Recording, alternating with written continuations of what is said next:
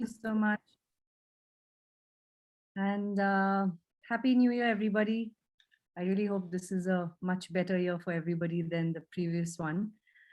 I'm going to ask for cameras to be on if possible. We are a small group.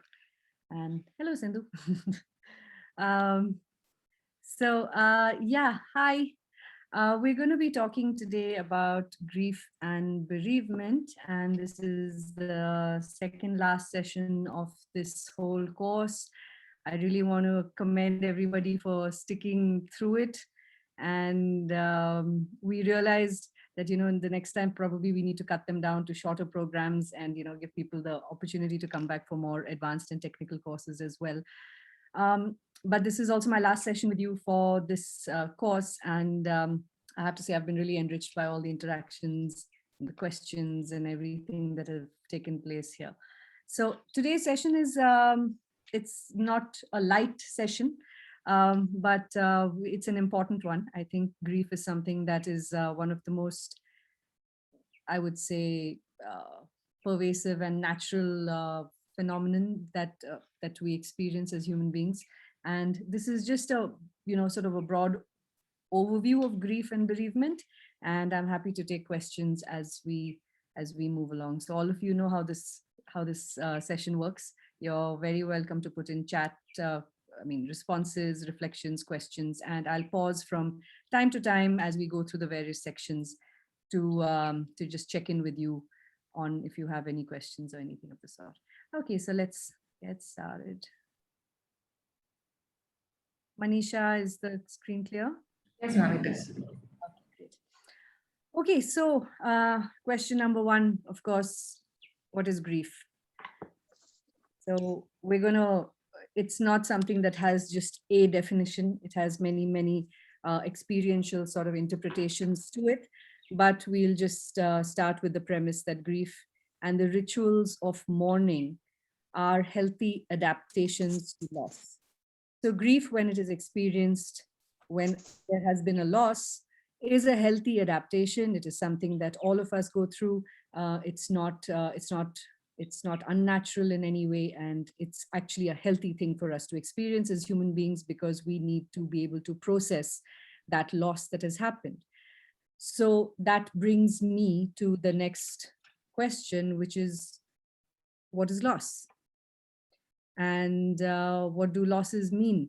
So specifically, because we are working through the context of palliative care, can I just ask this group, what are the different types of losses that might be experienced in the course of living with an illness and of losing somebody to an illness? So what are the different types of losses that you might have encountered, experienced? And I can see the chat box. Is my voice too low? No, ma'am, it's completely all right. I think Mr. Kalra, can you just check your audio levels from your side? Okay. All right. So what are some of the losses that people experience? Feel free to use the chat box. Mr. Kalra, can you hear me? Okay, great. Perfect. All right. Emotional connection. Yeah. What are some of the fundamental basic losses that we go through even as we experience the illness journey? Death, of course, yeah.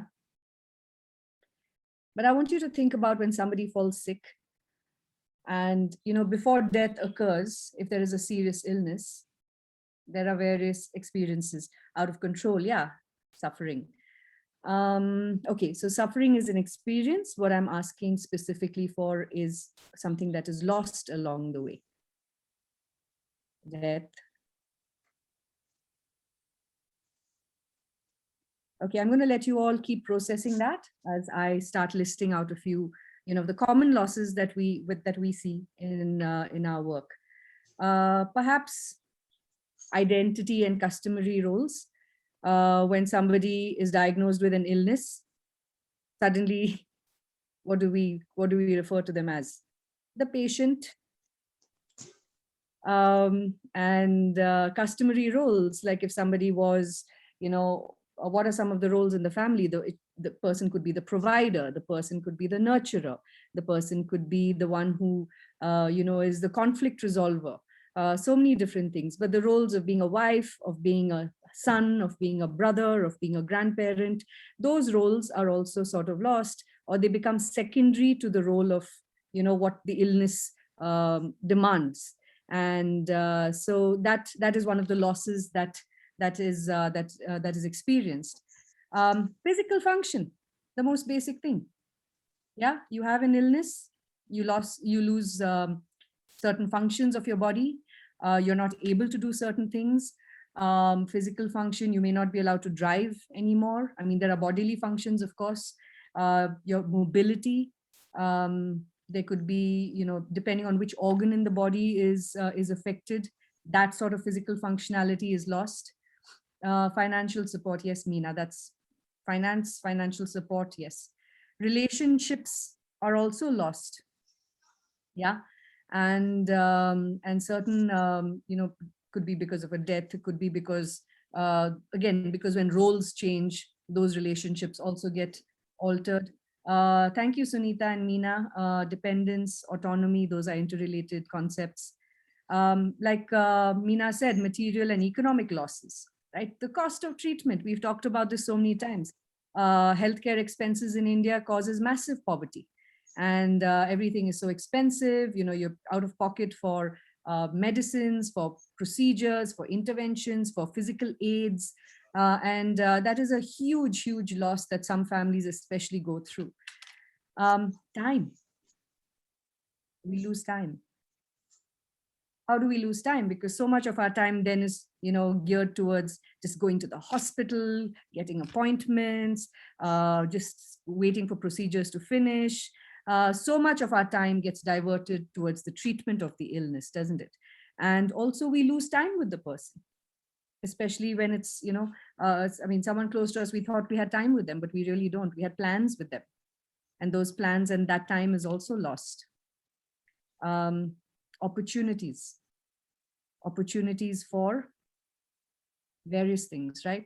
Maybe you plan to attend a wedding. Maybe you were planning a wedding. Maybe you were hoping to relocate to another city.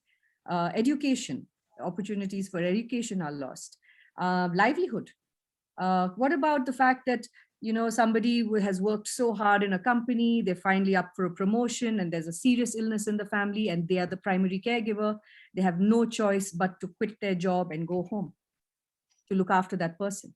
Or they're not able to dedicate so much more time to their job, and therefore that promotion that was within reach a month ago is no longer something that they can devote their time to. So loss of opportunities. And like I said, there's loss of plans. So many plans, wanting to travel, wanting to go and maybe visit a relative somewhere else. So many different plans. And like so many of you have mentioned, autonomy, we lose our autonomy. The minute you are a patient, who's making decisions for you? In most cases, everybody but yourself, right? The doctor, the caregivers, even that, aunt's husband who used to be an ophthalmologist somewhere, he has a decision-making power over you because he's associated with the medical circles. I can't tell you how many times I've heard that, okay, but this is what my aunt who is in the medical field, she told me, and but she's not an oncologist, right? So we'll take everybody's opinions. And of course, opinions come unsolicited as well. If you've ever experienced any illness in the family, which I'm sure all of you have, the advice is advice is free, right? And a lot of the times it does influence our decisions about the people we look after. Let's try this. Someone somewhere said that this has, this Guruji has cured this. Or someone somewhere has said, this is the doctor, he's the one who he treats this kind of illness so well. We know 2 people who've been cured by him. So autonomy, even in terms of, like we've talked about, doing day-to-day things. Somebody is still able to move around, take care of themselves, but we start treating them like a patient. And so we take away that autonomy from them as well. And again, somebody had mentioned loss of control. When your autonomy is taken away from you, you lose control. Also, when an illness strikes a family, we lose control of our future. If you take into consideration the fact that we're economically and materially impacted, opportunities are lost, time management is completely changed, we've lost control. All those things that were predictable are no longer predictable. And that is a big problem. And that is something that is faced by a lot of people. I've had a lot of conversations with middle-aged folks who say, yeah, my father is now unwell. He used to be such a dominant personality. He was the one who always made all the decisions, but now I have to make decisions for him. And then there's a little bit of tension, or sometimes there's a lot of tension in that space, because you have to suddenly make decisions for somebody who was always the one making the decisions, right? And so there's that sort of tension and conflict that arises from that. Loss of dignity. And dignity is tied to all these different things that go before it. When we are no longer treated as when we're treated more as a patient than a person, when we are dependent on people for our physical needs, for our toileting needs, our mobility needs, when even the relationships we have, not just within our families, but with our healthcare system, the way the healthcare system treats us, and all of these different things, it impacts dignity in a big way. And loss of dignity, I would say, is one of the major losses that people, especially in countries like ours, experience once illness has entered the system. And for those who experience a bereavement, we lose a functioning member of the family. Somebody who had the spoon, somebody who we looked to for love and nurturance, somebody we looked to for safety, somebody who actually was just a handyman around the house who could fix everything. And we'll talk about that in a little while. Okay, so grief is a total human experience. What do I mean by the fact that grief is a human experience? Is it something that is experienced only in one way? Or how does it affect us? Why is it a total human experience? So you can keep chatting with me in the chat box. I'm keeping an eye on that. When I say grief is a total human experience, I mean that it affects us in every way, right? It affects us emotionally, which we all know. We feel sad, we might feel angry, we might feel, all kinds of emotional responses to it. But it also impacts us cognitively. When we are grieving, we find that in a lot of people, it hampers their problem-solving ability. It might affect your ability to concentrate or pay attention to a task. You're easily distracted. Yeah, your ability to make rational decisions. How many people are just crippled by grief that they just cannot make another decision in that moment? Yeah, it actually affects our higher thought processes. Yeah, it's a social experience, because when we experience grief, it affects the way we interact with the social world around us. Some people rely more heavily on social support. Some people withdraw. Some people are forcibly isolated. Yeah, and it impacts us on a social level. If we, and it affects the way we perceive other people as well. When we are going through our grief, we don't want to be around people who are celebrating something. Yeah, it's very difficult for us to, and for some people that lasts months and years, that we cannot do this. So we also, in this way, you also know these rituals of mourning typically in different cultures is that usually for a year there are no celebrations, and that sort of a pressure is not there in a family. That's something that as a community and as a social construct that is come in as a protective factor, so that burden of having to plan and prepare and host and do all of those things is actually removed. Grief, of course, is a spiritual experience, and repeatedly, as we've talked about spirituality has to do with loss of meaning, of purpose, of hope, of connection, also our faith. And when we go through this kind of process of grief, a lot of people feel a lot of loss of meaning. What was the reason? Why did this even happen? Why did it happen to us? What did we do wrong? Has my God forsaken me? There's now, after this person, or after this experience, I'm so desolate and I'm so hopeless. I don't think I have any hope in anything anymore. So it, at a very, very deep spiritual level, it affects us. And of course, grief affects us physically. How does grief affect us physically? If I ask you where you experience grief, where will you, which part of your body are you going to point to? Where do you experience grief when you feel sad? Think about it for a minute. Which part of your body do you feel grief in? Not feeling hunger, Sunita says. Some people feel a lot of hunger also. Yeah, it could go either way. Yeah. There may be a heart could be racing a little bit faster in your grieving. Heart could That be happens. racing. Yeah. So in your chest. Yes, there's a heaviness in the chest. Yeah. And probably the ballooning effect inside. You want to talk, but you are unable to talk. But you are feeling the pressure in the throat. Yeah. You want to cry, but you are unable to cry. Yeah. Mine is affected the most, Mr. Kalra says, but what I'm asking you here is, in your experience, when you have experienced grief, just think about it for a minute. What are some of the bodily experiences you have? Weakness in the legs, shaky. People feel shaky. Yeah. Yeah. Weakness and can't stand straight. Tightness in the chest is a very common one. Knot in the stomach, which is also a physical expression of anxiety. How about your sleep? Is your sleep impacted when you're sad? So coming, I mean, I think if you think about it, you all know where you feel it, right? And some people feel like a fuzziness in the head. They're not able to think straight. Some people are, like someone mentioned, they're shaky. It could also be, just restlessness, not being able to just calm down or sit still. It could be many things, lots of thoughts. Okay, so that's a cognitive. Lots of thoughts and feeling it in the mind are cognitive experiences. Yeah, cognitive has to do with the brain.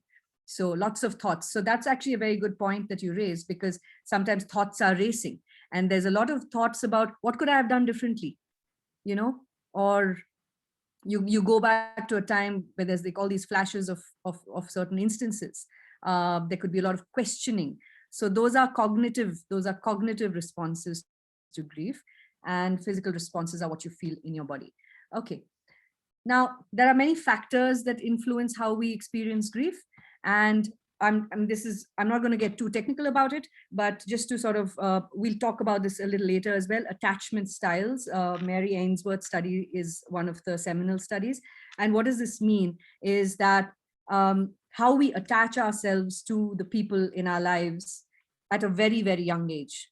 So attachment theory has to do with how did you form attachments with your caregivers, your primary caregivers, with your parents, your family when you were a child? Did you feel secure? Did you feel insecure? Was it anxious? And what I mean by this is that not everybody gets that feeling of safety and love and protection all the time. And so if like, for example, an insecure attachment is that you're not quite sure if the person is reliable. So you'll see this in children who are insecurely attached. If they are left alone, they cry. And while most children do that, if the child over a period of time is reassured that the parent will return, after a while they calm down. So that's a securely attached child who knows that even if my mother leaves the room for 5, 10, 15 minutes, she'll be back. Whereas children who have had very sort of dysfunctional parenting never quite know. It's very unpredictable for them. So they're constantly anxious. They overcompensate by being clingy, by not wanting their parent to be out of sight, so on and so forth. There are children, I mean, we did the whole module on ACEs, right? Adverse childhood events, where if there is abuse in the family, someone might be an avoidant person. They really don't want to form deep attachments because they've been hurt by it. And so the styles of attachment that we form very early in life has a massive impact on the way we grieve when that person is lost, or when any person is lost, because our attachment styles to our primary caregivers in the beginning of our lives largely impact the way in which we form attachments with other important relationships, whether they're spouses, boyfriends, girlfriends, even close friendships. How many people do we know who find it very difficult to form an intimate friendship even, right? It takes a lot of time for them to really start trusting you. It's because they've had some possibly they've had some very insecure sort of experiences when they were small. So attachment style basically says that the way you attach to your primary caregiver as a child has a huge bearing on the way you grieve losses later. Yeah. Family structure. How is the family structured? And I don't mean how they talk to one another. I mean, of course, it's demonstrated by how they talk to each other, but how is the family structured? Within the family, are there subgroups of allies? Sometimes there are people closer to each other in the family. And there's the parental unit, there's the sibling unit, there's the parent-child unit. Sometimes children are made proxy, they're used as proxies in this other tension between the parents. Sometimes the children are emotionally recruited to be part of a game. Sometimes it's very healthy dynamics where the sibling unit is very healthy. They have a healthy relationship with the parental unit. So these kind of structures, is there flexibility? Are the children, able to approach the parental unit? And obviously, if you look at any family, you know who is close to whom, who is an ally to who is usually in a conflict with who else. So, those kind of subgroups. And boundaries. Are there boundaries? Are there boundaries within the family that are respected? And are they healthy boundaries? If somebody needs space, are they given that space? Or is it demanded of them that you better tell me what's going on right now, or are they given the space to actually process their feelings and then given a chance to ventilate, those kind of things. So are there subgroups, are there boundaries, are there flexibility? And how loss and grief are experienced is impacted, is influenced by how the family structure is. Communication patterns within the family. Who is the person they go to talk to? Is it frowned upon to be emotional? Does the family laugh together but does not cry together? Yeah. So what is allowed as expression? Is conflict allowed and then resolved? Is a difference of opinion encouraged, or everybody has to fall in line with the patriarch or the matriarch? So those kind of communication patterns also impact not just loss and the experience of grief, but the whole illness trajectory, right? And then tensions build up, conflict builds up. And we've talked about the fact that if it's a dysfunctional family, their coping skills are even worsened when there is a crisis like an illness. And those boundaries become even more rigid, the communication patterns get even worse. And of course, stepping out of the family, social support. Are they a cohesive family that has healthy relationships with social support structures? Or are they a family that, some families don't talk to anybody. They keep to themselves. They don't seek support or they don't interact much. So are they isolated families that prefer not to share with others? Or are they families that actually have friends, and other groups of people who they can individually and collectively rely on? So if you see, we've gone from the very personal, internal, to the family, to community. So there are these various factors that influence grief. And there are three sides to grief. One is the internal experience of it, how I experience it, how I express it, and how I adapt to the loss. These are three separate things. How I experience it inside, how I express it, and how I adapt to it. Now, I might experience grief in a particular way, but I may not express it, right? It might be a tremendous loss to me. But the way I express it, because I'm a problem solver, is that, yeah, okay, we can talk about, I don't want to talk about my feelings, there's so much work to do. Let's just focus on that. Or sometimes we may not feel, we might feel numb, but we have to express something. because that is what is expected of us. So there are differences here. Now, I want to just talk about this particular Venn diagram. I think it's really important. It has really helped me to understand grief better. Historically, we tended to put people in like gender boxes, right? How women and men experience and express grief. So, boys don't cry is something that we've heard. Yeah. Men don't cry, boys don't cry. Don't cry like a girl. No? That's Don't cry like a girl, which is girl. an even more toxic thing to say. Yeah. Yeah. All right.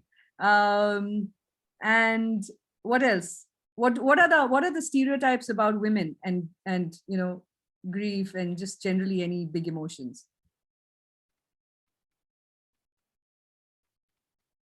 Anyone?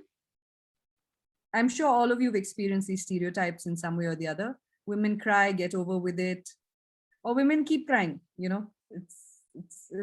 That's they're weak, so they cry. So yeah, all right.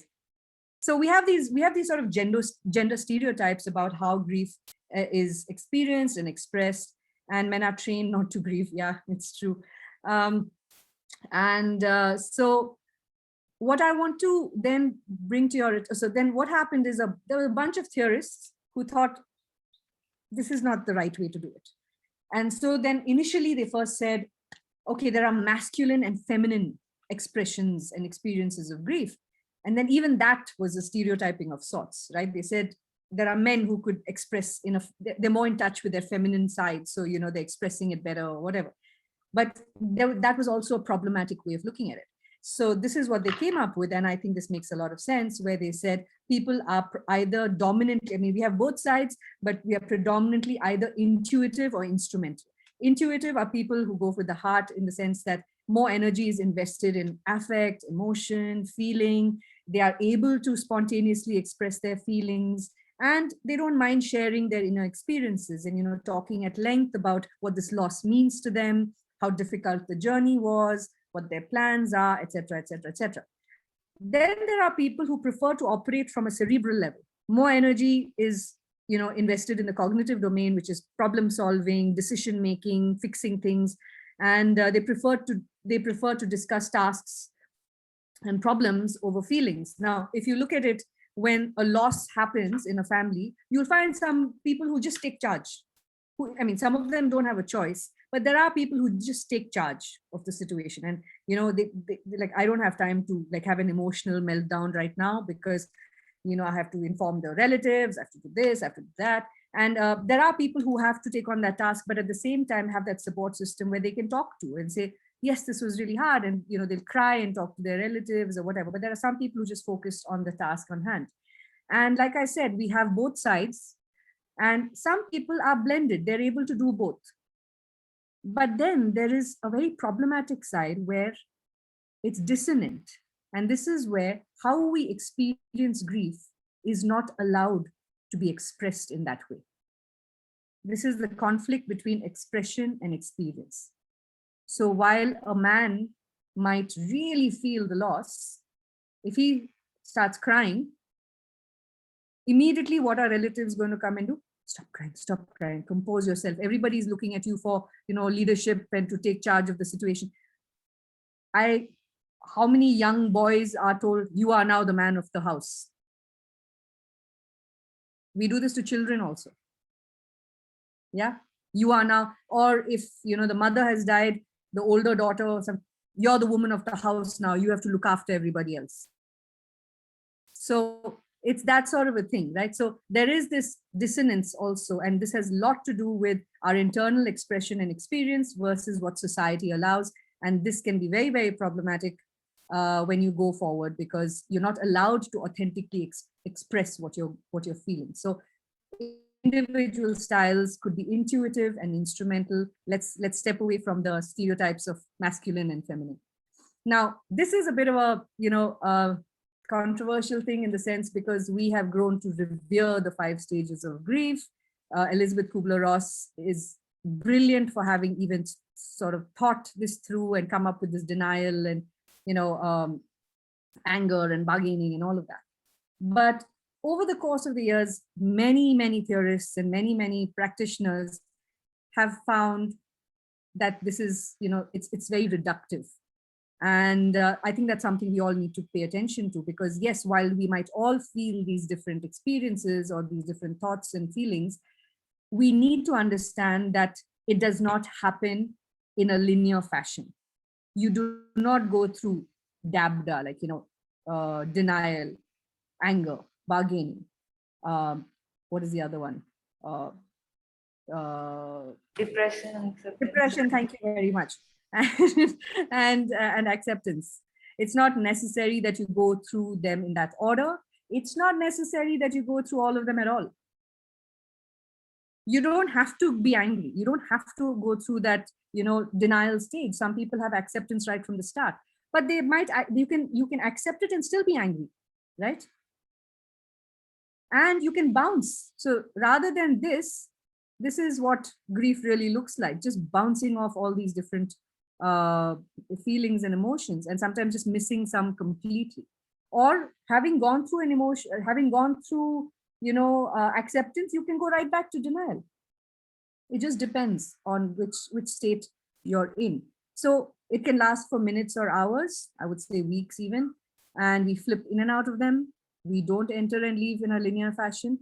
We may feel one, another, and then come back again. So while it's handy to have the stages framework, it is not the only explanation of how grief works. So I'm just going to take you through two of the more contemporary theories. One is Strobe and Shute, which came out in 1999.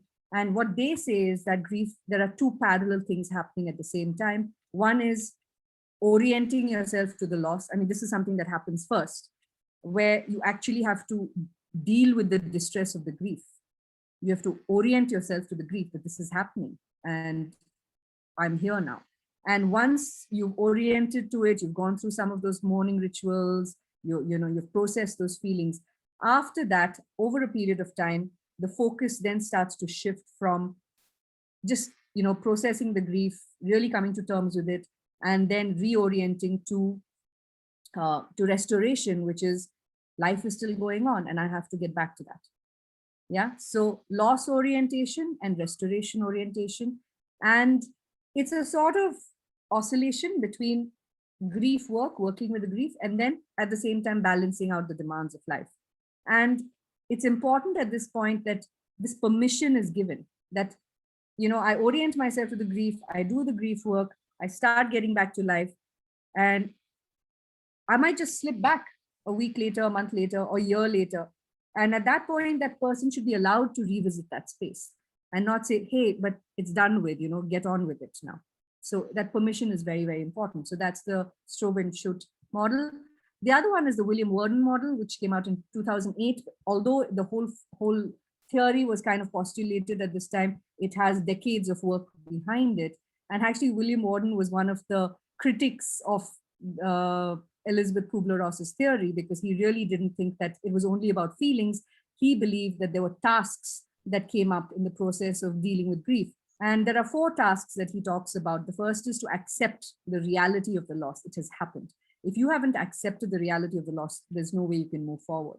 The second is to, once you've accepted it, then work through the pain of it. The third is to adjust to an environment where the deceased person no longer exists. So really to adapt to their absence. And finally, to emotionally relocate the deceased and move on, to emotionally relocate them. Okay, so I'm going to take you through these stages one by one, just to elaborate a little bit on each of them.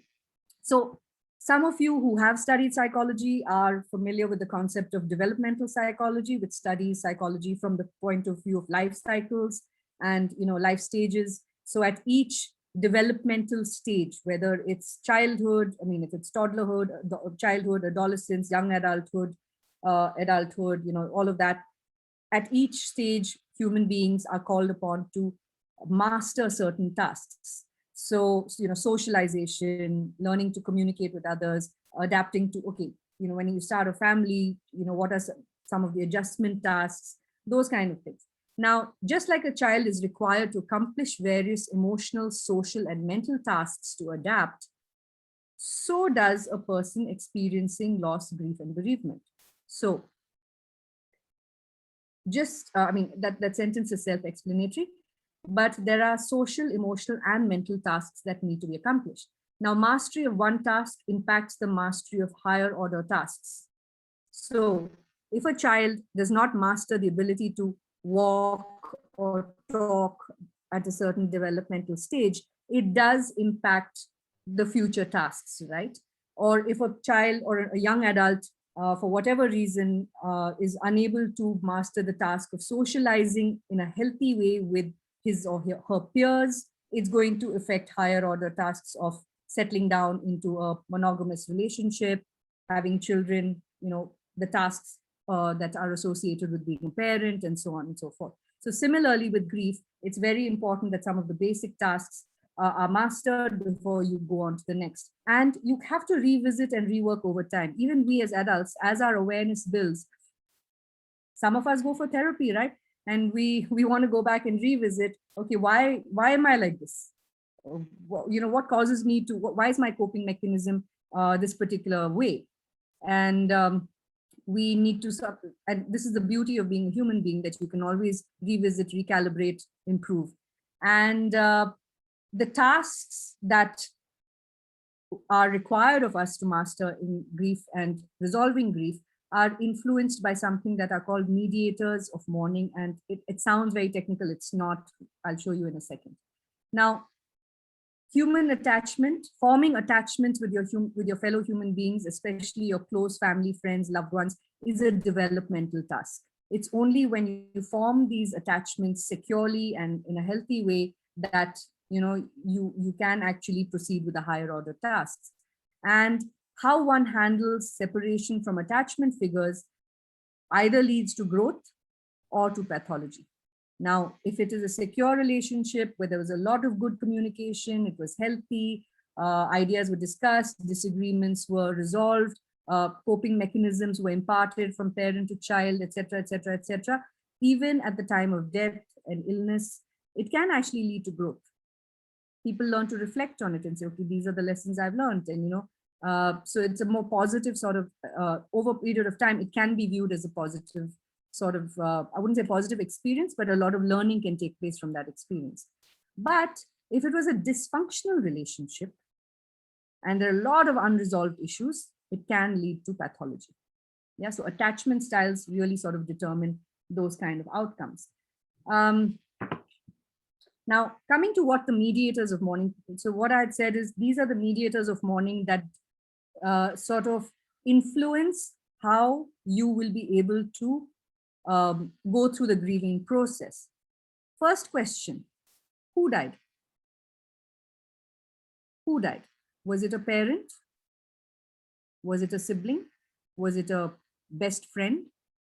Who is it? Okay, so who is the person? So this is, now I'm going to ask you to look at it from the point of view of a counselor or somebody who's in the helping profession trying to help somebody else out. So if you're sitting with a patient or a loved one or a caregiver or whoever it is, first thing, who died and what did that person mean to the person sitting in front of you? What was the nature of their attachment? Was it a healthy attachment? See, we all say, yeah, she loved me, I loved her, etc. It could have been a complicated kind of relationship. We also assume that the loss of a particular person is definitely a devastating loss. But there are even, like I would say that one of the most controversial things is toxic motherhood. There are a lot of mothers there who are not our quintessential idea of what a mother should be. So it's assumed that if a mother dies, these are the emotions that a person will feel. It may not always be the case. Yeah.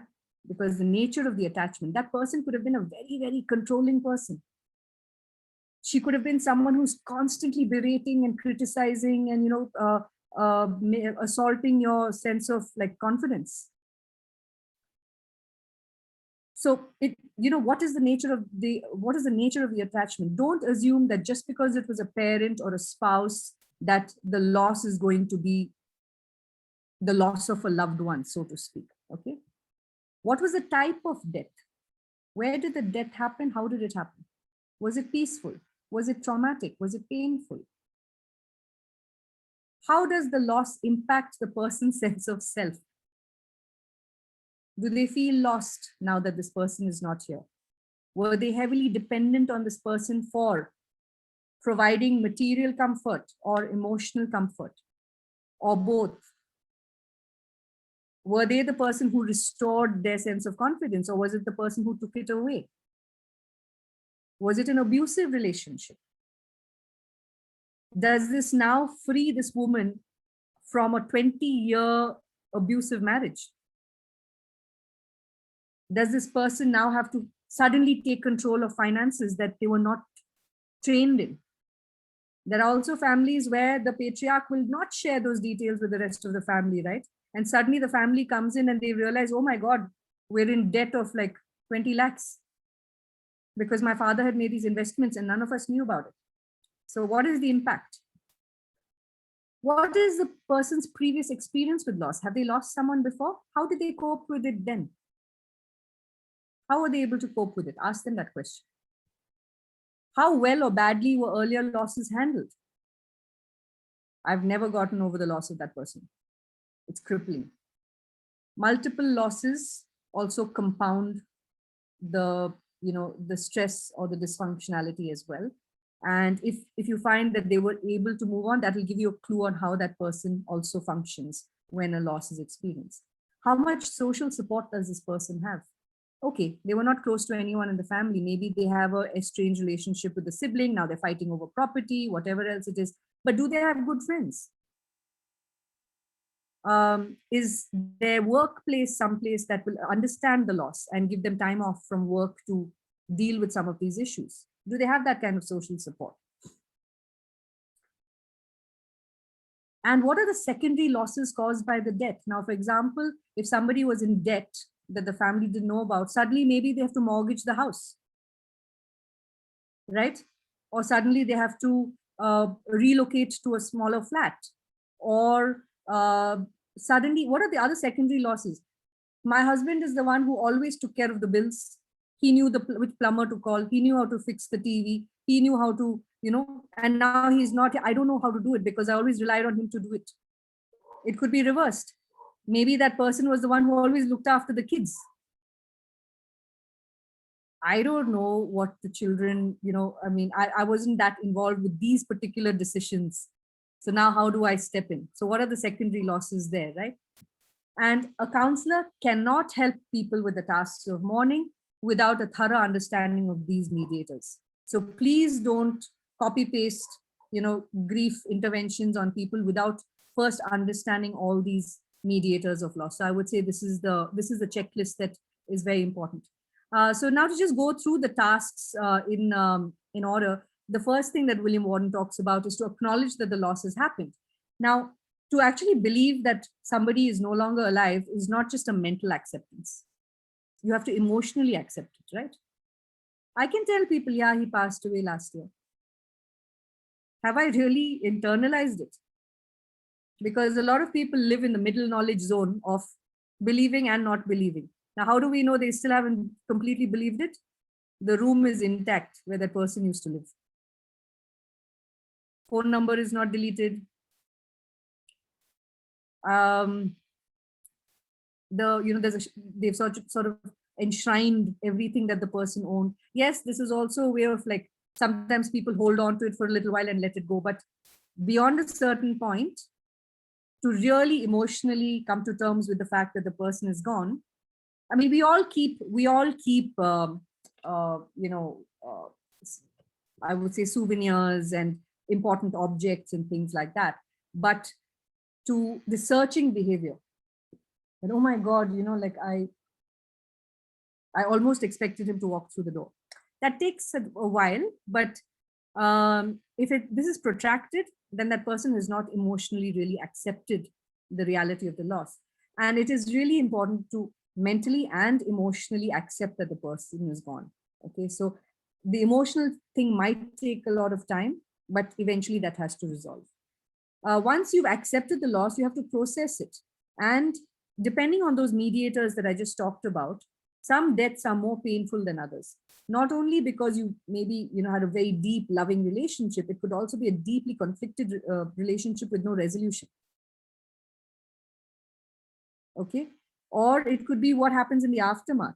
This person hasn't really brought you into the financial affairs, and suddenly the aftermath is you're in a storm of conflict with the rest of the family about property issues and so on and so forth.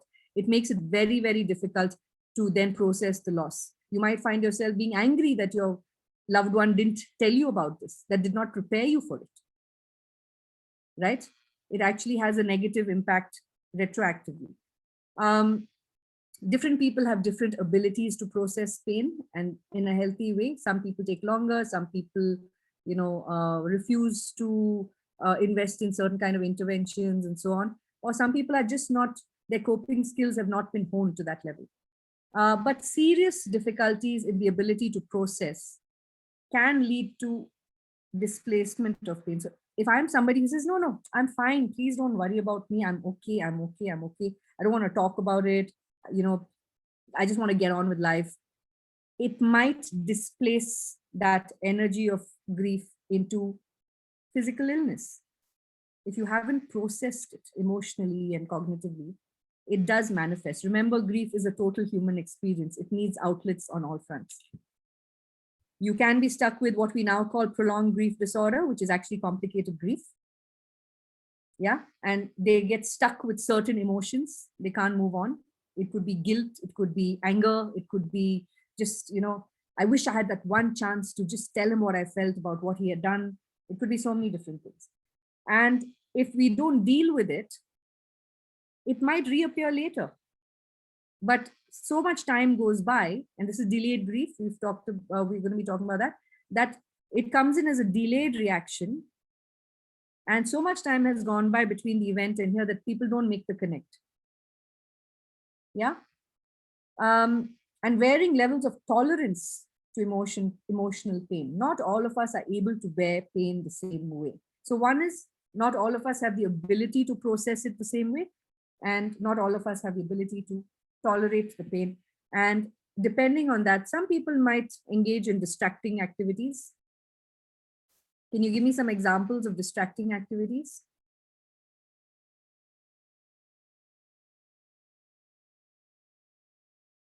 What are some examples? How do we distract ourselves from pain? Cleaning up, substance use, workaholics unite. People start traveling suddenly. Yeah. Like actually physically trying to escape the place. Yeah. What else? Substance use is a big one. It's a very big one. And substance use, we know, is associated with pain and trauma. People can just be in denial, downplaying the degree of importance of that the deceased had. And that denial then goes back to either displacement of the grief or delayed grief or so on.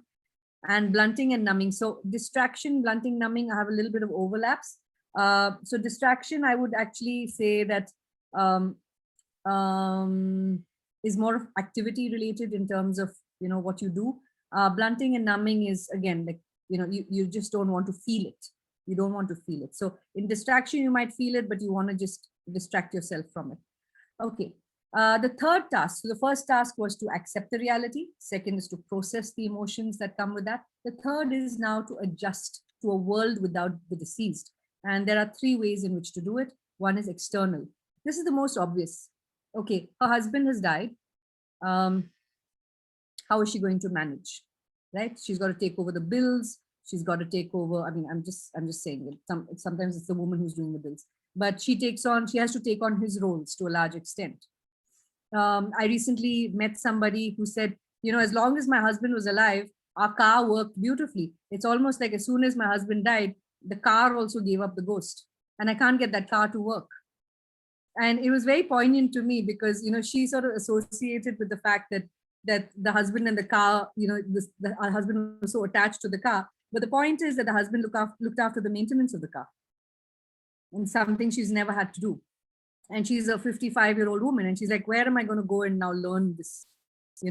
So now she has to, oil changes in the car, things like that. So those kind of things now for the first time, just being, okay, something like, this was a person who always drove me around. I don't even know how to drive a car.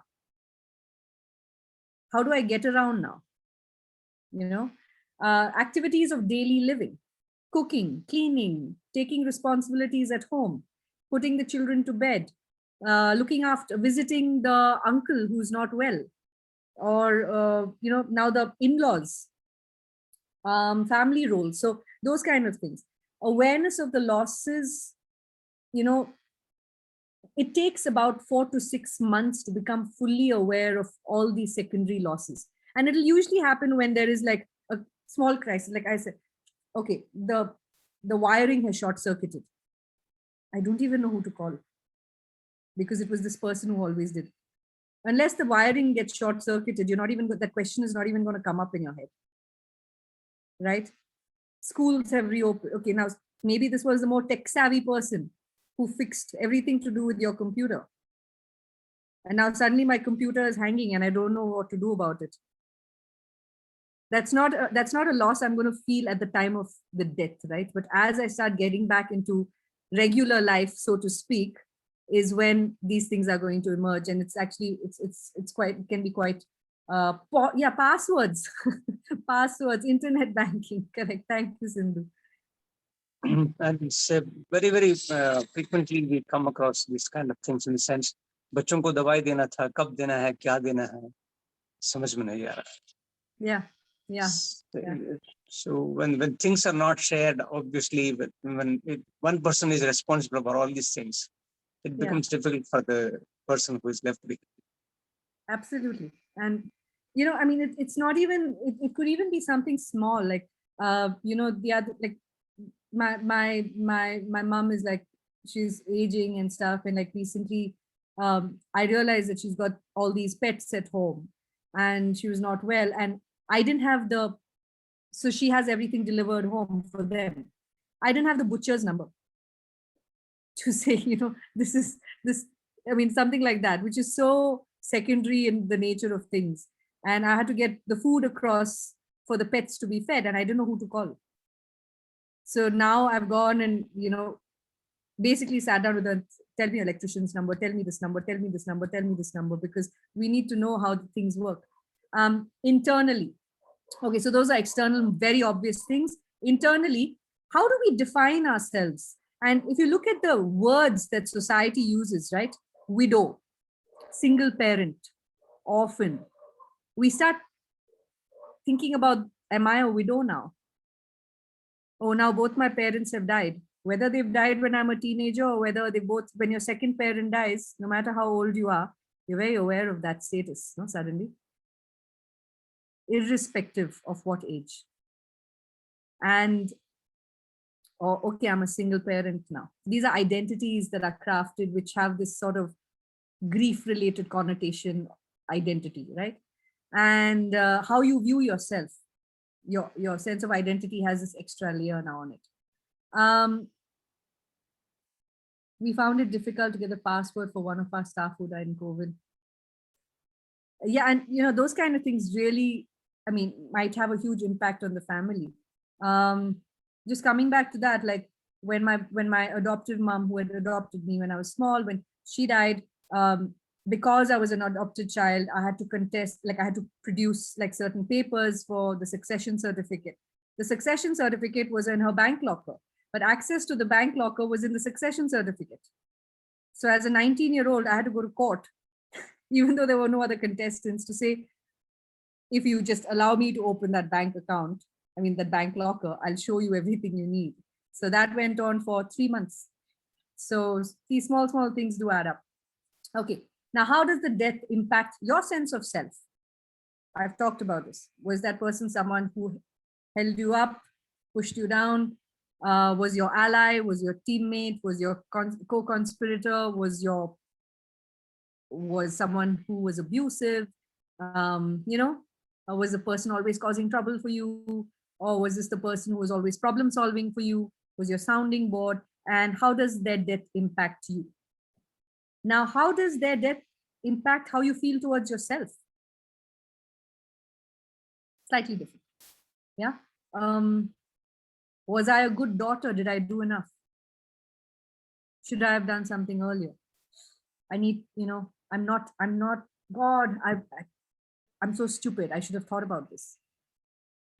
Your self-esteem, is that person's existence tied to your sense of self-esteem?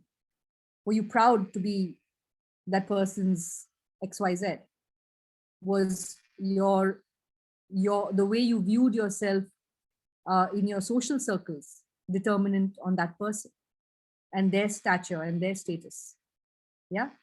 And efficacy, how in terms of efficacy is in terms of how effective are you now without that person by your side? Yeah. And so there's the external domain, there's the internal, and there is the spiritual domain where, what I thought the world should be like is no longer the way it should be. And especially when the death is difficult, if it's a violent, if there's violence involved, if there's a homicide involved, if there's a suicide involved, it's very, very, very, very traumatic, because your sense of what is right and wrong, what is good and bad, like so many things come into play. And finding meaning after important losses, are you able to find meaning? Are you able to move on? Are you able to connect with some sense of purpose and hope and meaning? Okay, so that's task number 3. So task 1, accept the reality. Task 2,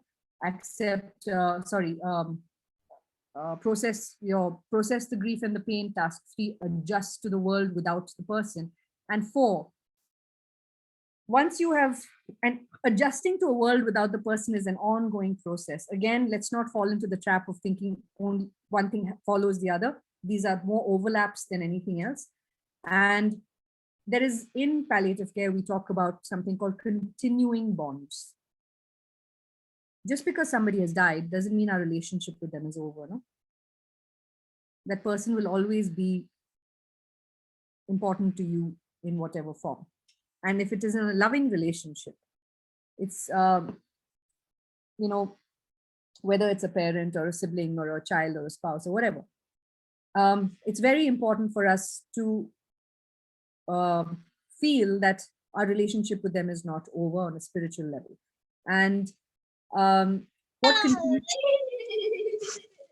what continuing bonds really talks about is this emotional relocation of the person. Okay, this person is not part of my day-to-day life, but they're still part of me. They're still part of my world. I still, seek comfort and guidance. I request you all to kindly be muted. No problem.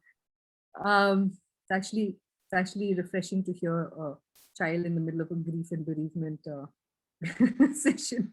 All right. So continuing bonds is giving them a space in your spiritual world while reinvesting and moving on. This person is always going to be important to me. I might look to them for guidance and say, what would she have told me in a time like this? I'm going through a really hard time. What would my mother have said to me now? So in that way, we're still keeping her alive, still giving her a place in my life, but also knowing that she's not there and I'm moving on, right? And sometimes, there are some very poignant films and books about this, like when a spouse is gone, and if it's a young couple and the the surviving spouse has to move on, it takes a while before they feel like they have the permission to re-establish a new relationship. But that doesn't mean that this relationship, which is so important to them, has disappeared. It's still there. I don't know if you all watch, like, so on, I don't know if it's on Amazon or whatever. There's this beautiful series called Modern Love. And in season 2, the first episode is about this woman whose husband has died. And he was really passionate about this car. Like his whole life was about this car, and they would go on long drives. So every time she missed him, she would go for a drive in that car and have a conversation with him. She meets somebody else, and she's feeling guilty about it, and or she's actually married to somebody else. But every time she misses this ex-husband of hers, she goes for a long drive and she has this conversation with him. And eventually, her way of finally moving on is by selling the car. So then she's like fully invested in this. So it's actually very sweet, and it's just a metaphor for what people go through, and that's what continuing bonds and reinvesting really looks like. Okay, now just in the interest of time, grief and loss don't exist in a vacuum. Whatever impacts us on an individual level impacts the family, and many families experiencing losses impacts the community. COVID has shown us that. Yeah. Many families experiencing loss at the same time has a massive impact on the community. So nobody is existing in a vacuum. I'm just very quickly going to take you through some other segments of grief. So we've talked about grief as, something that is experienced because of a loss, but there is also something called anticipatory grief. Grief that is felt in anticipation of a future harmful loss or occurrence.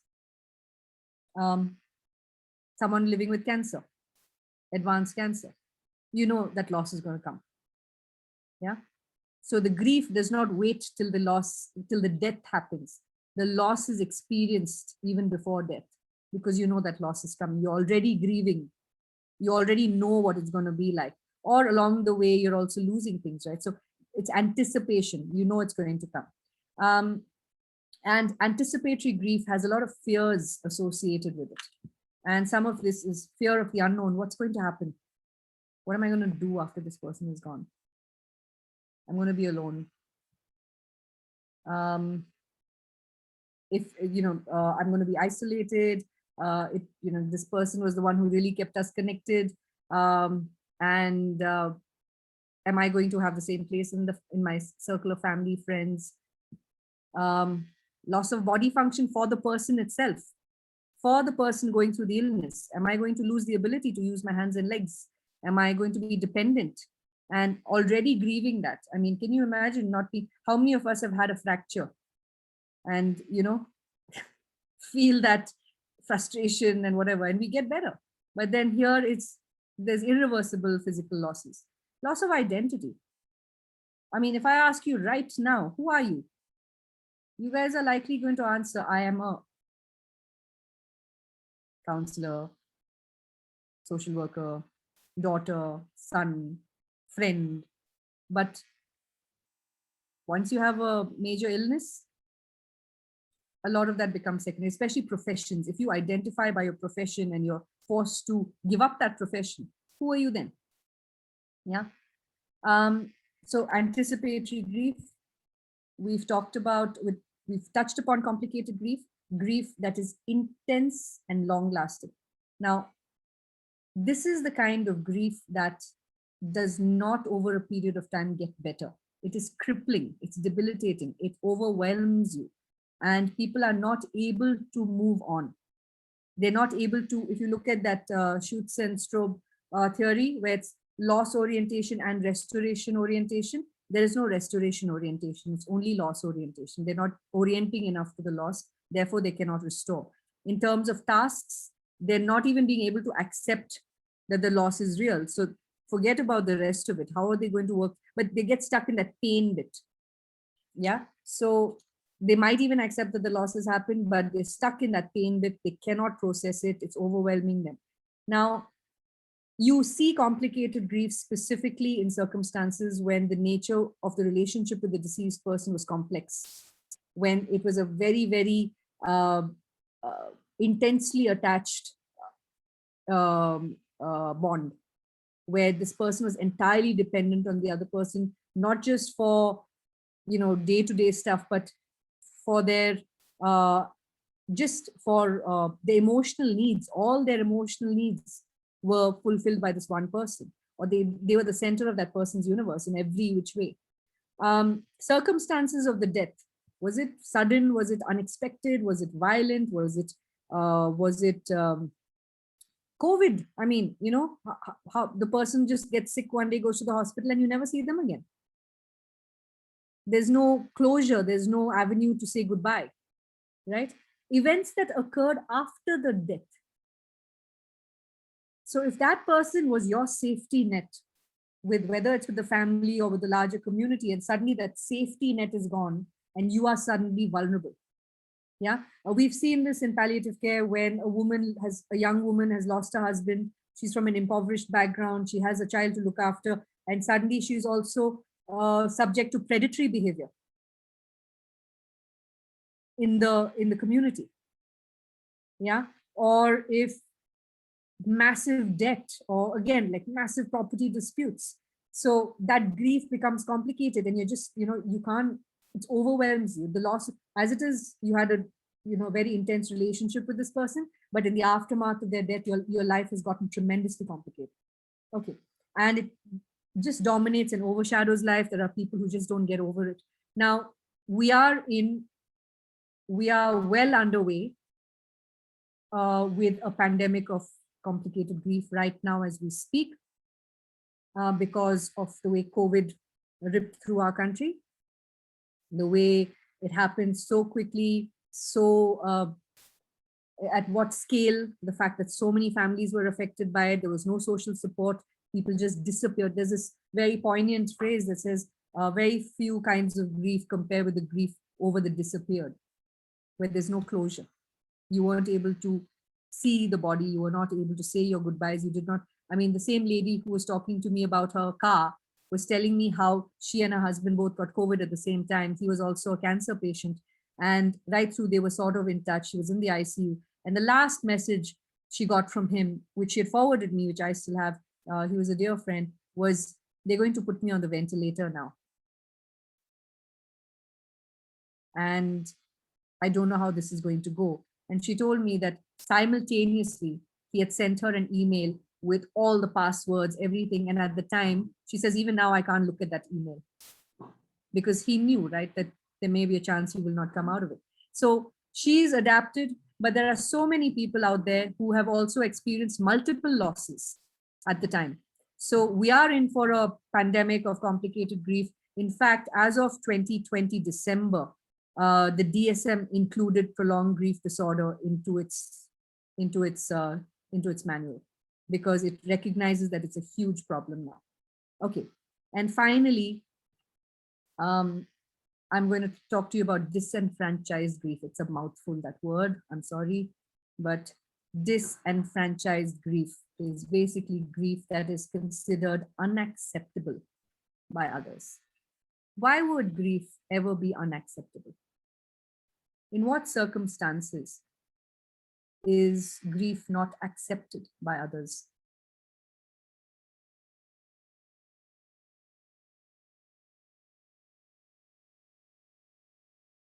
Any thoughts? No, by others, not by us. I'm not, no, and it's not, yeah, it's grief. My grief is not valid. It's not allowed.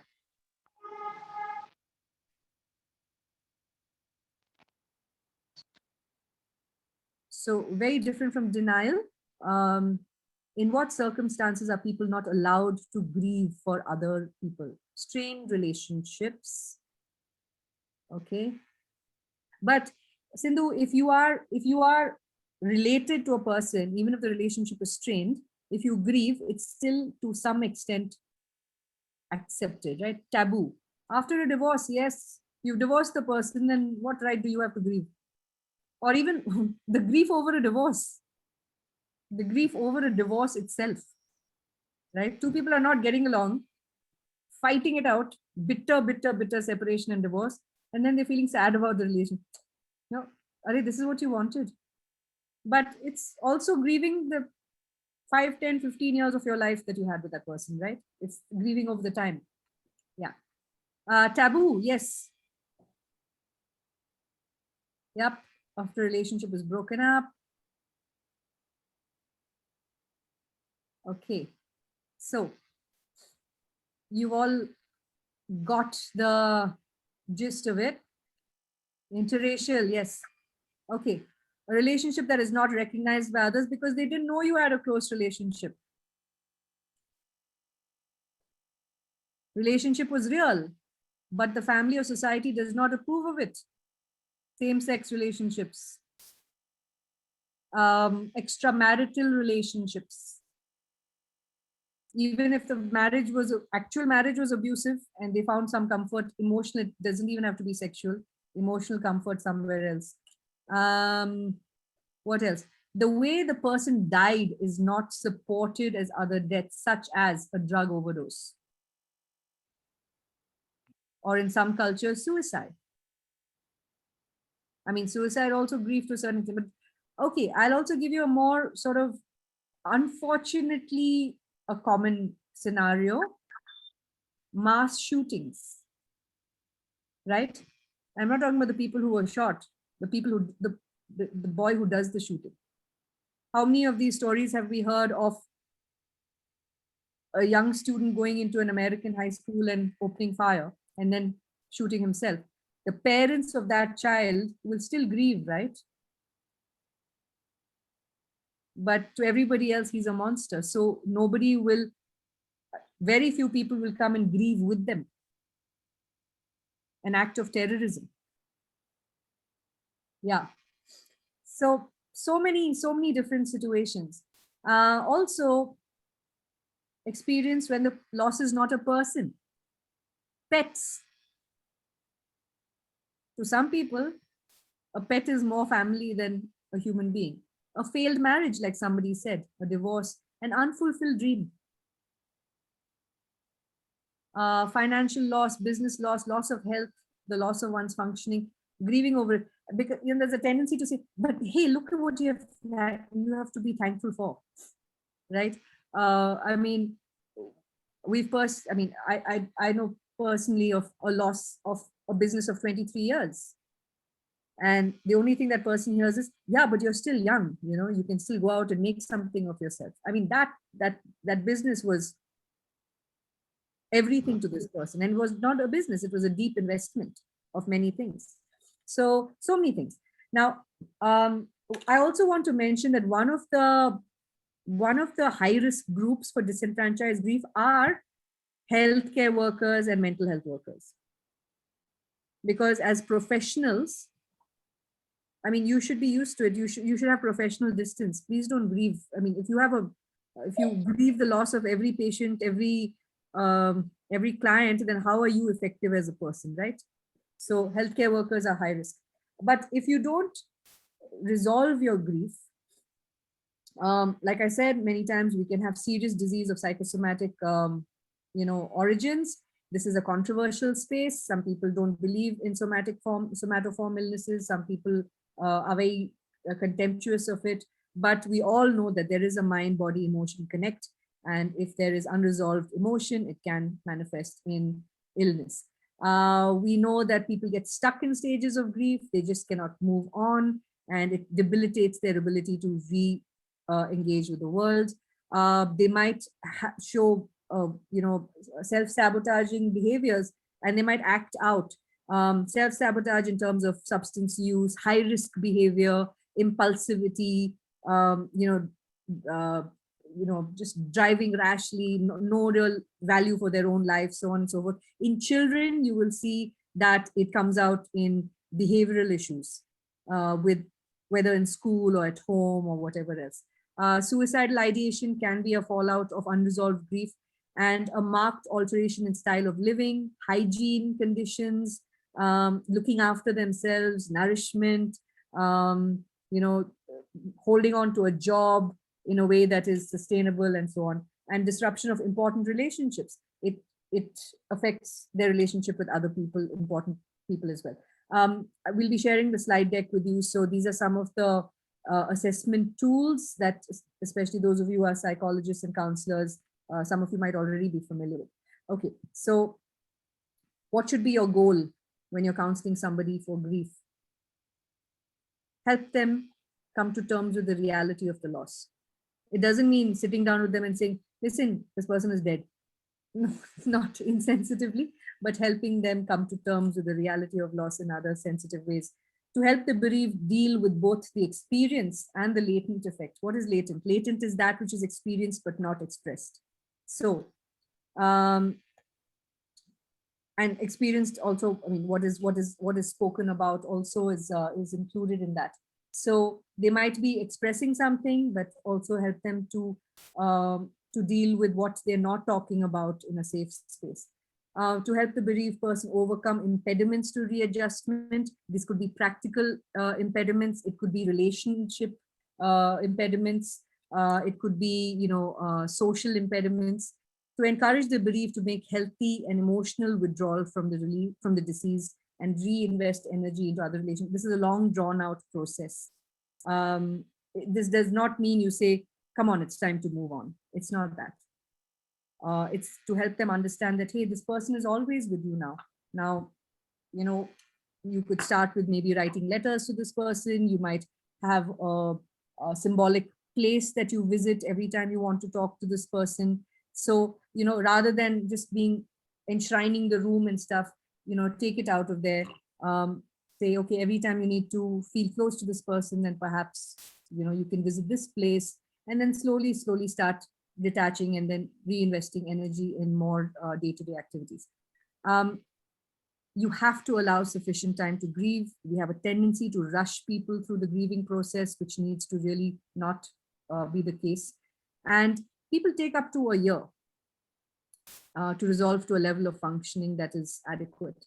Beyond that, I would say that, complicated grief is very possible. And some individuals and families will also take up to 2 years. But you have to look out for how dysfunctional or debilitated they are. And I don't know, this is a more systemic thing. I've just put it here. How many places of work actually set time aside for bereaved people in the first few weeks of bereavement? This is a systemic thing. People who've experienced a loss expected to come back to work immediately. We need to think about this and advocate for it in our work cultures. And we have to work with them to make them realize that the spikes of grief will continue through life. It's not that it diminishes over time. Time does not heal all. Anniversaries, events, holidays, when you did things together as a family, as a couple, or with this person specifically, the grief will spike. So again, we are coming up to the first anniversary of the big second wave in India. We have a huge, there's going to be a huge spike of grief in the country as well. We only grieve deaths. No, we grieve all losses. Only family. I mean, these are fairly obvious. I'm sure all of you are very discerning, so I don't need to go through this in detail. Grief is an emotional reaction. No, it is a full, sensorium reaction. Individuals should leave grieving at home. We cannot leave grief anywhere. So we can't control it.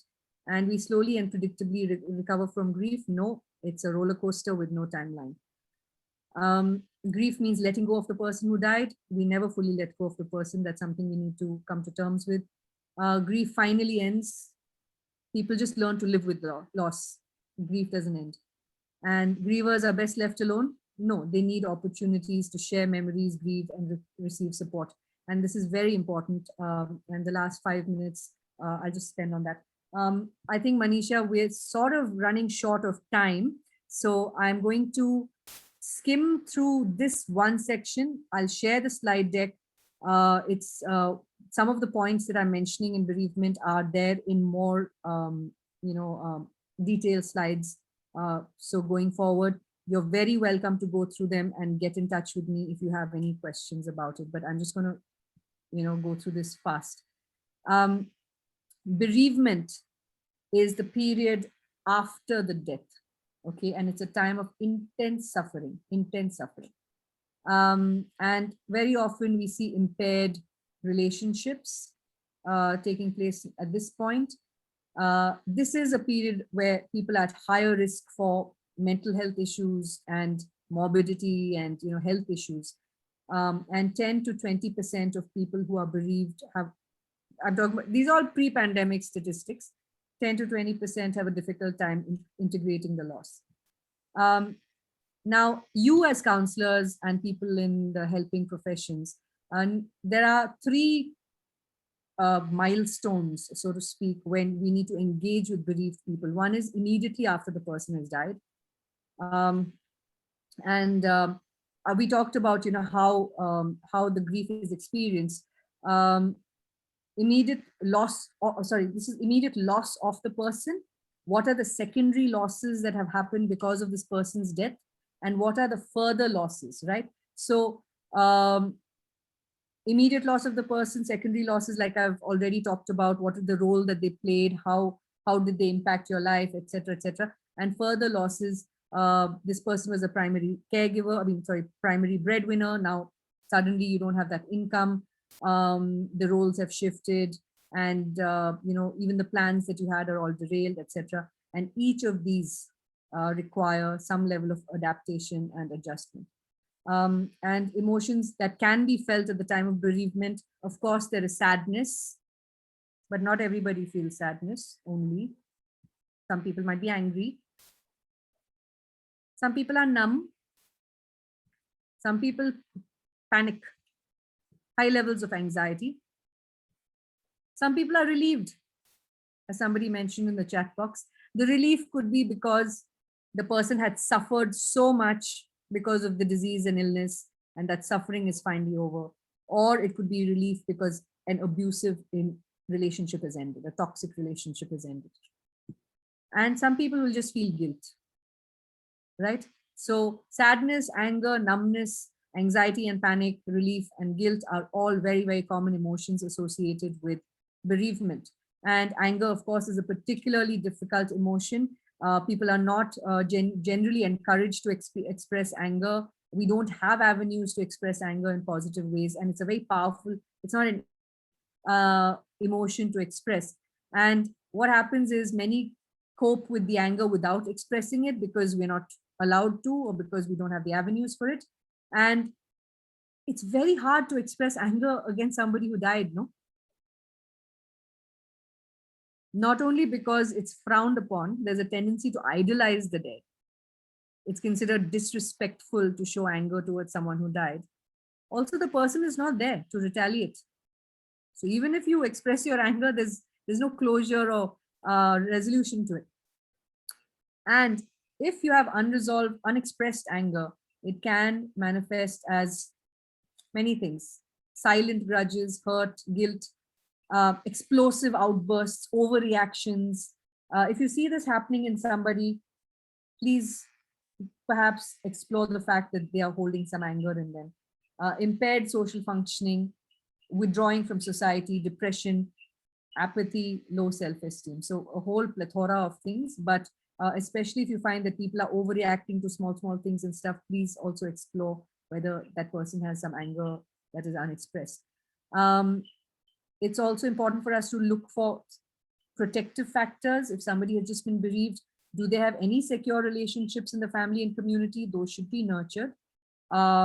Check for healthy coping styles, personality. And this is where you talk to them about, have you experienced losses before and how did you deal with those losses? Look out for social support that can be mobilized. What is their ability to communicate?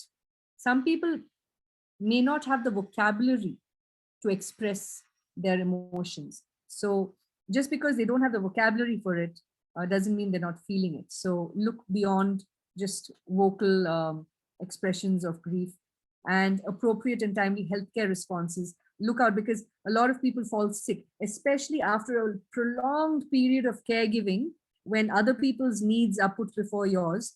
When that role is finally over, there's a tendency for caregivers to fall sick. And you'll find that if you've gone through a very prolonged, stressful period and that adrenaline is taking you through, there's an adrenaline crash also. So it's very important that in the period of bereavement, you have, access to healthcare for the caregivers. And when so there's bereavement counseling, but there's also support. Support is to help them find coping strategies, identify reduced risk factors, look out for suicidal, identify and facilitate protective factors that I just shared with you, and establish a channel for future support. Let them know that you're there for them, and it's not just over with this event. And you have to be responsive to each bereaved person differently, and to acknowledge that whatever they're feeling is a part of human experience. It's not unnatural. The support has to be ongoing, and The reason you today are being introduced to the concept of secondary losses, external, internal, and spiritual adjustments is so that you can also help them navigate it. In what ways are you missing this person on a day-to-day basis? Understand what their secondary losses are. Okay, what does their loss mean to you? I'm not confident anymore. Maybe you need to help them with some confidence building exercises that are not dependent on the person who is gone, right? Respect choices. If they don't want to talk to you, if they shut off, if they don't want to do some of the tasks that you're putting out for them, it's all right. And there's a very long sentence, but basically it's telling you to be non-discriminatory and provide these services to everybody, irrespective of who they are, where they are. Confidentiality is very important. I cannot overstate this. People are going to trust you with some of their important feelings, intimate feelings, unless you have prior consent with them, from them to discuss it in a multidisciplinary team, you shouldn't.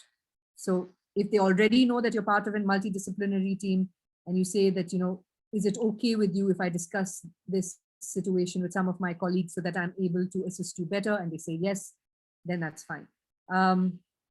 Mental and physical complications. I told you that some of them may have health risks soon after bereavement. Some people just, deflate, some people withdraw. So have a system in place if somebody withdraws, for somebody to at least check on them once in a while, and so on. And make sure that people on your team are educated and trained appropriately in these ways, because like I said in the beginning, one size does not fit all. I'm not going to go through this in detail. All of these are fairly self-explanatory. So when you have the slide deck, you can look at it. I will say, please monitor impact of your interventions regularly. Just like a doctor has to go back to see whether the medicine I gave worked or is it causing more harm. Similarly, for psychosocial interventions, it's very important to go back and see whether the intervention you used is actually useful to the person and is helping them, or is it burdening them with one more piece of homework that they just don't have time or capacity for. There are, finally, I'm going to stop with this slide. This is given in far more detail in the next few slides. During bereavement support, initial intake and assessment is when you meet the family. This is when the person is still alive. And your initial intake and assessment will include things like who is at risk, who is the caregiver, what is the relation, the mediators of mourning. Please remember, you can bring in here itself. Is there a very unhealthy attachment style happening in this family? Then I should look out for this person because they're going to have a hard time later, so on and so forth. When death is imminent, death is coming from a process of, just having a life-limiting, life-threatening condition to a terminal illness to active dying. Now that this person is probably going to die very soon. It's very important to again touch base with the family, see how they're doing. Is anybody in denial? How you can help them. The reality of the loss should not have to be something that you work with only after the death. The reality of the impending loss is also important. The day of the death. This is where you're mostly helping with practical tasks. Is there a phone call you need to make? That uncle who you're not talking to, would you like that person present? Would you like me to be the one to inform? So depending on your closeness with the family, the closeness with this person, you can offer with certain practical things. In a medical system like ours, things like just getting the documentation done, arranging for an ambulance, arranging for a mortuary van, things like that. You need to give them some time after that. Check in with the person 2 weeks after the death. Why 2 weeks? Because by then the initial flurry of activity around the event is starting to diminish. And I would say your a very important touch point is 1 month after the death, when the family has left. The rituals of mourning are usually complete and this person is finally alone. And this is where they start processing. People who move into the house, help out with the food, help out, all of those people are gone. Now is when the person is now settling back into a life without this loved one. So these are the 5-point touch points. And the next few slides will give you far more detail. I'm not going to go into it, we don't have the time. So for each of those touch points, I've given you strategy and action that you can apply in your own practice. And please go through these in detail. Like I said, I'm happy to answer any questions. And this is, all of us struggle a little bit with being around someone who's died, right? Or who's bereaved. Don't say, call me if you need anything. That person is already dealing with so much. Don't give them one more thing to think about. You're burdening them. Instead, depending on how well you know the person, offer very specific ways to practically support them. Shall I look after the children for half a day? Would you like, can I make you some dinner? Can I get you something from the shopping, from the shop? Your elderly parents, can I, should I go and keep them company while you take care of some tasks? Whatever your level of availability capacity is. So please don't say, call me if you need anything. You're not going to get that call. Okay. Don't avoid taking the deceased person's name. If you can, share a happy memory or an act of kindness that you experienced with the deceased. I love this joke that your dad used to always say. Like, it used to make me, so people want to be reminded, not taking a person's name doesn't make the pain go away. It isolates the bereaved person even more. If you don't know them personally, ask the bereaved person to tell you something. Tell me, what's one of your fondest memories of your father? So that's something to, if you don't already share a memory about the person, ask for a memory. Don't rush in to say something. Silence is very, very therapeutic. Sitting with somebody, just being with them can be very therapeutic. Please don't say he's in a better place, or this is God's will. Especially don't impose your religious beliefs on someone else. This is not the time. Instead, you could say, this must be terribly hard. Okay. And avoid comparisons. Yeah, yeah, it's really sad that your aunt in America died without you being able to say goodbye to her. But see, Mrs. Sharma down the road, like, lost her brother, lost her sister-in-law, so imagine what she's going through. They don't want to hear that. Please don't compare stories. And yeah, I'm going to stop with this. Bereavement factors that are complicated by the pandemic. Again, these are very detailed slides. I'm very sorry. I've clearly not managed my time well today. And in a previous session, we have made the distinction between grief and depression. This is an important distinction to make. They share a lot of common characteristics, but the main difference is that when people are grieving, they can still engage in day-to-day activities. They still have the potential to experience pleasure. Depression, there's anhedonia. There's a complete loss of, feeling any sort of pleasure in any activity, and complete withdrawal from others. So I'm sorry about my bad time management today. And happy to, we've already exceeded time. So happy to take any questions, comments. We can take one or two things if anyone has anything to ask or share, and then we'll close the subject. I think, Manisha, next time we need to break up grief and bereavement into two sections. Yeah, I'll speak with Raju and make arrangements with them. I think it needs to be like separate. Yeah, I think that feedback is coming from the facilitator themselves. So yeah. All right. We do some, from time to time, we will be doing grief bereavement special sessions. If any of you want to sign up for those, please, happy to do them, because those are more detailed. Yeah. Okay.